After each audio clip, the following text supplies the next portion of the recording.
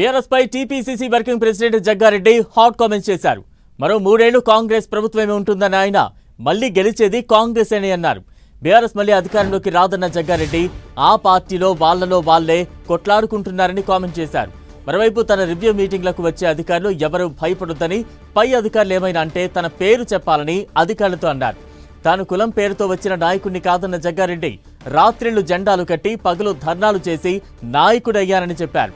మరో 10 ఏళ్లు ఎన్నికల్లో పోటీ చేయబోనని చెప్పిన జగ్గారెడ్డి గెలిచినా ఓడినా ప్రజల మధ్య ఉంటారని అన్నారు.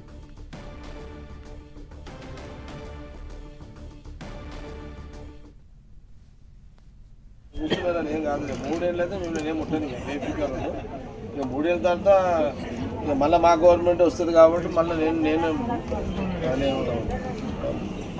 ఏమి ఇబ్బంది లేదు. మీరు ఫ్రీగా మైండ్ తోటి కూర్చోండి. ఇదేం కాదు, ఫ్రీగా కూర్చోండి. మీ పై అధికారులు ఎవరిని అడిగినా నా పేరు ఏముంది, రికార్డే కదా. ఆయన నెక్స్ట్ మీ బీఆర్ఎస్ గవర్నమెంట్ ఇప్పుడు రాదు, నువ్వు టెన్షన్ పడక. నా క్లారిటీ ఉంది, రాదు